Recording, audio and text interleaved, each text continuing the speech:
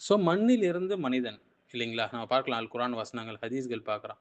மனித உடல் அமைப்பு மற்றும் நவீன அறிவியலுடைய ஆராய்ச்சிகள் எவ்வளவு விஷயங்கள கண்டுபிடிச்சிருக்குன்னு சொல்லி. அல்லாஹ் மனுஷன எதிலேருந்து படைச்சான் என்ற நம்ம எல்லாருக்குமே தெரியுங்க.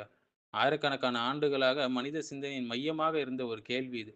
மனித உடலை ஆய்வு செய்யும்போது பூமியினுடைய கெமிக்கல் காம்போசிஷன ஸ் ஆராய்ச்சியாளர்கள் ஆய்வு செய்றாங்க. அதில இருக்கக்கூடிய எலமெண்ட்ஸ், மினரல்ஸ், ட்ரேஸ் காம்பவுண்ட்ஸ் ஆகியவற்றை கணக்கெடுக்கிறாங்க. அதே நேரத்தில அல் குர்ஆன் 1400 ஆண்டுகளுக்கு முன்னரே மனிதனின் மூலத்தை தெள்ளத் தெளிவா சொல்லிடுச்சு. அல் குர்ஆனுடைய அறிவிப்பு என்ன சொல்லுது? அல்லாஹ் சொல்றான், "வலகத் ஹலக்னல் இன்சான மின் சுலாலத்தின் மின் தீன்."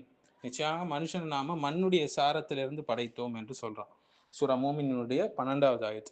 ஸோ இங்கே சுலாலத்தின் என்ற அரபி சொல் வந்து எப்படி சொல்றதுன்னா, எக்ஸ்ட்ராக்ட், எசன்ஸ், ரிஃபைன்டு சப்ஸ்டான்ஸ், அதாவது தேர்ந்தெடுக்கப்பட்ட சாரம் என்ற அர்த்தத்தை தரக்கூடியதாக இருக்கு. அதாவது மனுஷன் வெறும் மண்ணால் செய்யப்பட்டவன் என்று மட்டும் கிடையாது. மண்ணினுடைய சாரம் அல்லது அடிப்படை கூறுகள் மூலம் உருவாக்கப்பட்டவன் என்ற அர்த்தத்தை இது தருது. இன்னொரு வசனம் கூட பார்க்கலாம் இல்லைங்களா? "ஹுவ அலமு பிக்கும் இது அன்ஷாக்கும் மினல் அர்த்." அவன் உங்களை பூமியிலிருந்து உருவாக்கிய போது உங்களை பற்றி மிக நன்கு அறிந்தவன் அவன். ஸோ நஜ்முடைய 32வது ஆயத். ஸோ மனிதனுடைய ஆரிஜின் சொல்லி பார்த்தீங்கன்னா, பூமியுடனான ஒரு தொடர்பு அவனுக்கு இருக்கு. ஒரு பயாலஜிக்கல் டிபெண்டன்ஸ் வந்து எல்லாற்றையும் சுட்டி காட்டுது.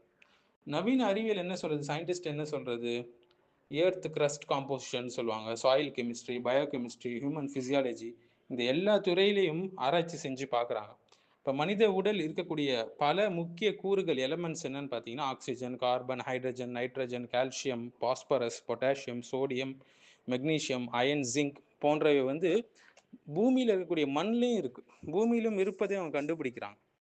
சில விஞ்ஞானிகள் வந்து மனித உடல் சுமார் 20லிருந்து 25 முக்கிய கெமிக்கல் எலமெண்ட்ஸை கொண்டு அமைஞ்சிருக்கு என்று சொல்றாங்க. மேலும் பாடியில் இருக்கக்கூடிய மினரல்ஸ் ஆகட்டும், ட்ரேஸ் எலமெண்ட்ஸ் ஆகட்டும், எலக்ட்ரோலைட்ஸ் ஆகட்டும், இவை அனைத்தும் எர்த் டிரைவ்டு சோர்சஸ் மூலம் மனுஷனுக்கு கிடைக்குது. அதாவது நாம உண்ணக்கூடியது மண்ணிலிருந்து உண்றோம். தாவரங்கள் வந்து மண்ணிலிருந்து வளருது. விலங்குகள் வந்து தாவரங்களின் மூலியமாக வாழ்கிறது. இறுதியில மனித உடல் வந்து எர்த் எலமெண்ட்ஸ் மூலம் தான் சஸ்டெயின் ஆகுது. இது எந்த துறைகள்லாம் இது ஆராய்ச்சி செய்கிறாங்கன்னா, பல துறைகள், பயோகெமிஸ்ட்ரி துறை, உயிர் வேதியியல், இந்த துறையில் மனித உடலுடைய chemical composition, minerals, proteins, cellular chemistry எல்லாத்தையும் ஆராய்ச்சி செய்வாங்க. கால்சியம் வந்து எலும்பில் எப்படி வேலை செய்யுதுன்னு ஆராய்ச்சி செய்வாங்க. அயன், இரும்பு சத்து வந்து ரத்தத்தில் எப்படி செய்யப்படுகிறதுன்னு பார்ப்பாங்க. சோடியம், பொட்டாசியம் வந்து நர்வ் சிக்னல்ஸை எப்படி நடத்துதுன்னு சொல்லி ஆராய்ச்சி பண்ணுவாங்க. இன்னும் ஜியோ கெமிஸ்ட்ரி சொல்லுவாங்க. இந்த துறை வந்து பூமியோடைய chemical makeup, soil elements, mineral distribution எல்லாத்தையுமே ஆராய்ச்சி செய்வாங்க. இதன் மூலம் எர்த் கிரஸ்டோடைய காம்போசிஷனை புரிஞ்சிக்க முடியும். அடுத்து ஹியூமன் பிசியாலஜி, மனித உடலியல். ஜியோ கெமிஸ்ட்ரி வந்து புவி வேதியியல், ஹியூமன் பிசியாலஜி வந்து மனித உடலியல். இந்த துறையில மனித உடல் செயல்பாடுகள் என்ன, ஆர்கன் சிஸ்டம்ஸ் எப்படி ஃபங்க்ஷன் ஆகுது, பாடி கெமிஸ்ட்ரி எப்படி சொல்லி ஆராய்ச்சி செய்வாங்க. அடுத்தது மாலிகுலர் பயாலஜி, மனித செல்கள் வந்து DNA, protein, enzymes, molecular structures எப்படி இயங்குகின்றது என்று ஆராய்ச்சி செய்வாங்க. அடுத்தது சாயில் சயின்ஸ், மண் அறிவியல் என்று சொல்லுவாங்க. இந்த துறை வந்து மண்ணுடைய நியூட்ரியன்ஸ் என்ன, ஃபெர்டிலிட்டி என்ன, மினரல்ஸ் என்ன ஆகியவற்றை ஆய்வு செய்வாங்க. இதுதான் உணவுடைய சங்கிலி தொடர், அக்ரிகல்ச்சர், பிளான்ட் நியூட்ரிஷன் போன்றதுக்கான அடிப்படை. அடுத்தது நியூட்ரிஷனல் சயின்ஸ் என்று சொல்லுவாங்க. மனுஷன் உட்கொள்ளக்கூடிய விட்டமின்ஸு, மினரல்ஸு, எலக்ட்ரோலைட்ஸு எங்கேருந்து வருதுன்னு ஆராய்ச்சி செய்வாங்க. ஸோ மனித உடல் வந்து தொடர்ந்து எர்த் டிரைவ்டு நியூட்ரியன்ஸ் மீது தான் டிபெண்ட் செய்யப்பட்டிருக்கு. அதை சார்ந்து தான் வாழறான். அல் குர்ஆன் மற்றும் நவீன அறிவியல் தொடர்பு நிறையவே இருக்கு இதுக்குள்ள. மனுஷன் சிந்திக்க வேண்டியது என்னன்னா, தன்னுடைய படைப்பு பற்றி அவன் ரிஃப்ளெக்ட் பண்ணணும், யோசிச்சு பார்க்கணும். வஃபி அன்ஃபுசிக்கும் அஃபலா துபுசிரும், உங்களுக்குள்ளேயே நம்ம வந்து அடையாளங்களை வச்சிருக்கோம், நீங்க பார்க்கலையா என்று அல்லாஹ் சொல்றான். சூரத்து தாரியாத்தோட 21வது வசனம். ஸோ மனித உடலை ஆராய்ச்சி செய்யும் போது அதில் இருக்கிற கெமிஸ்ட்ரி பேலன்ஸ், ஸோ மனுஷ உடலை ஆராய்ச்சி செய்யும் போது அதில் இருக்கிற கெமிஸ்ட்ரி, அதில் இருக்கிற பேலன்ஸ், அதில் இருக்கிற ப்ரெசிஷன், நுணுக்கமான தன்மைகள், அதில் இருக்கிற பயாலஜிக்கல் ஹார்மனி எல்லாம் தெரிய வருது. ஸோ இதில் இருக்கக்கூடிய முக்கிய விஷயம் என்னன்னா, மனித உடலில் இருக்கக்கூடிய எர்த் எலமெண்ட்ஸ் இருக்குது. அதாவது மனித உடலை எர்த் எலமெண்ட்ஸ் இருக்கு. அதனால குர்ஆன் வந்து ஒரு சயின்டிபிக் மிராக்கிள் என்று அதை மட்டும் மிகைப்படுத்தி பேசக்கூடாது. ரொம்ப பேலன்ஸ்டாக நம்ம இந்த விஷயத்தை அணுகணுங்க. ஏன்னா குர்ஆனுடைய முதன்மையான நோக்கம் ஹிதாயத், நேர்வழி. அடுத்தது தௌஹீத், அடுத்தது ததப்புர், அதை சிந்தித்து நம்ம வாழ்க்கையில் அமல்படுத்து. அடுத்தது அக்கௌண்டபிலிட்டி, நம்ம பொறுப்பு கொடுக்கணும் அல்லாஹ் கிட்ட. அதே நேரத்துல உலக ரீதியான படிப்பினைகளை பலன்களை நம்ம பெற்றுக்கொள்ளலாம், அதுல தவறு இல்லை. ஸோ மனிதன் பூமியிலிருந்து உருவாக்கப்பட்டவன், பூமியிலுடைய உணவை கொண்டு வாழ்கிறான், இறுதியில மீண்டும் பூமிக்கே திரும்புறான். மின்ஹா ஹலக்னாக்கும் வஃபீஹா நுஐதுக்கும் வமின்ஹா நுஹ்ரிஜுக்கும் தரத்தன் உஹ்ரா என்று அல்லாஹ் சொல்றான். அதிலிருந்தே உங்களை படைச்சோம், அதிலிருந்து தான் உங்களை மீண்டும் உயிர் தெழுப்புவோம், அதிலிருந்தே நீங்க மறுமுறை உங்களை அதிலிருந்து தான் உயிர் தெழுப்புவோம். எல்லாவற்றையும் இந்த ஆயத் சொல்லுதுங்க நமக்கு. மனுஷனோட ஆரிஜின் என்ன, வாழ்க்கையோட டிபெண்டன்ஸ் என்ன, மரணத்துடைய உண்மை என்ன, மனிதன் மறுமையோட உயிர் தெழுதல் என்ன, எல்லாவற்றையும் இந்த ஒரு வசனம் நமக்கு புரிய வைக்குது.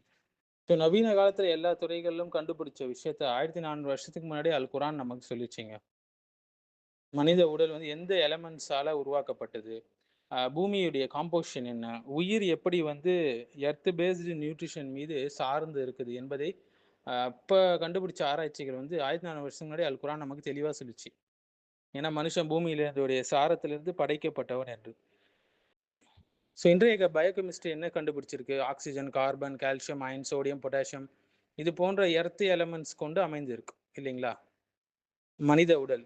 இதுதான் அல்லாஹ் சுப்ஹானஹு வ தஆலா லகத் ஹலக்னல் இன்சான மின் சுலாலத்தின் மின் தீன் என்று சொல்லிவிட்டான். அது ஜியோ கெமிஸ்ட்ரி, புவி வேதியியல் சொல்லுவாங்க. பூமியில் இருக்கக்கூடிய மினரல்ஸ் அதுவும் மனுஷ உடலில் இருக்கக்கூடிய எலமெண்ட்ஸ் இடையும் தொடர்பு இருக்கு என்று கண்டுபிடிச்சிருக்காங்க ஜியோ கெமிஸ்ட்ரியில. ஆலமுபிக்கும் இது அன்ஷாக்கும் மினல் அர்து என்று அல்லாஹ் சொல்லிட்டான் முன்னாடி. மனுஷனுக்கும் எர்த் கெமிஸ்ட்ரிக்கும் இடையே நிறைய தொடர்பு இருக்குது. அடுத்து நியூட்ரிஷனல் சயின்ஸ். மனுஷன் plants, social, soil nutrients, mineral cycles மூலம் வாழலாம். ஜால்நாலக்கும் ஃபியா மாயிஷா, அதுலேருந்து உங்களுக்கான வாழ்வாதாரத்தை ஏற்படுத்தணும் என்று அல்லாஹ் சுப்ஹானஹு வ தஆலா அல் குர்ஆன்ல சூரத்துல் ஆராஃப்ல சொல்லிட்டான். ஸோ எர்த்துடைய எக்கோசிஸ்டம் மனித வாழ்க்கைக்கு பர்ஃபெக்டாக பொருந்துது, செயல்பட்டுள்ளது, செய்யப்பட்டிருக்கு மனுஷனுக்கு ஏற்ற மாரி என்று அல் குர்ஆன் எப்பயே சொல்லிடுச்சு. சாயில் சயின்ஸ், மண்ணில் இருக்கக்கூடிய மினரல்ஸு, நியூட்ரியன்ஸு, மைக்ரோ ஆர்கனிசம்ஸ் இல்லாமல் எந்த உயிரும் சஸ்டெயின் ஆகாது. வல் பலது தொய்யபு யஹ்ருஜு நபாத்துஹு பிஇத்னி ரப்பிஹி, நல்ல நிலத்தின் தாவரம் அதன் இறைவனின் அனுமதியால் வெளிப்படுது என்று அல்லாஹ் சொல்கிறான் சூரத்துல் ஆராஃப்ல. ஸோ ஆந்த்ரோபாலஜி, மானுடவியல் துறையில் கூட மனுஷன் எர்த் டிபெண்டன்ட் பயாலஜிக்கல் பீயிங் என்று கண்டுபிடிச்சிருக்காங்க. ஆனால் முன்னாடியே இதை ஹதீஸ் நமக்கு சொல்லிடுச்சு. இன்னல்லாஹ் ஹலக ஆதம மின் கப்தத்தின் கப்தஹா மின் ஜமீல் ஆர்த், நிச்சயமாக அல்லாஹ் ஆதமை பூமியுடைய அனைத்து பகுதியிலிருந்தும் எடுத்து ஒரு கைப்பிடி மண்ணிலேருந்து படைச்சான் என்று அபுதாவுத் திர்மிதியில் வரக்கூடிய ஹதீஸ். ஆதமுடைய சந்ததிகள் பூமியின் தன்மைக்கு ஏற்ப இருப்பாங்க. சில பேர் சிவப்பு கலரில் இருப்பாங்க, சில பேர் வெள்ளை கலரில் இருப்பாங்க, சில பேர் கருப்பு கலரில் இருப்பாங்க, சிலர் மிக்ஸ்டாக இருப்பாங்க, சிலர் மென்மையாக இருப்பாங்க, சிலர் கடினமாக இருப்பாங்க. ஸோ மனித இனங்கள் இருக்கக்கூடிய டைவர்சிட்டி, அவங்களுடைய ஸ்கின் கலர், அவங்களுடைய டெம்பரமெண்ட்ஸ் பற்றி நபி ஸல்லல்லாஹு அலைஹி வஸல்லம் பல நூற்றாண்டுகளுக்கு முன்னாடியே சொல்லிட்டாங்க. இது ஆந்த்ரோபாலஜி மற்றும் ஜெனட்டிக்ஸில் வரக்கூடிய மனுஷனுடைய அந்த diversity, environmental variation, biological difference பற்றி ஆராய்ச்சி செய்யுது. இன்னைக்கு மாடர்ன் சயின்ஸ் என்ன சொல்லுது, மனுஷன் எர்த்துடைய எலமெண்ட்ஸ் அதால் ஆனவன், அதனுடைய எலமெண்ட்ஸ் ரெண்டுத்துக்கும் என்ன ஆகுது, ஒத்து போகுதுன்னு சொல்கிறாங்க. அல்லாஹ் மனிதனை மண்ணுடைய சாரத்திலேருந்து படைச்சதா குரானில் சொல்லிட்டான். ஸோ இப்போ சயின்ஸ் கண்டுபிடிச்சதா அல்லாஹ் எப்பயோ அதை சொல்லிவிட்டான். ஸோ நம்ம இதற்கெல்லாம் முன்னாடி தெரிஞ்சு கொள்ள வேண்டியும் அல்லாஹ் தான், அல்லாஹ்வுடைய தௌஹீது ருபூபியா, அல்லாஹ் தான் நம்மளை படைத்தான் என்பதை நம்ம தெரிஞ்சு கொள்ளணும். அவனுடைய பெயர் அல் ஹாலிக், அல்லாஹ் தான் படைப்பாளன் என்பதை தெரிந்து கொள்ளணும். மேலாக அவனுடைய படைப்பினைகள் எல்லாமே அதை படைத்த ஒரு அல்லாஹ் இருக்கிறான் என்பதை கை காட்டுகிறது. அல்லாஹ்வுடைய ஞானத்தை புரிந்து கொள்ள வேண்டும். இதன் பிறகு நம்ம இந்த உலக ரீதியான, சயின்ஸ் ரீதியான பெனிஃபிட்ஸை புரிந்து கொள்வது நம்மளுடைய ஈமானை வலுப்படுத்தக்கூடிய ஒரு முக்கிய விஷயமாக இருக்கு.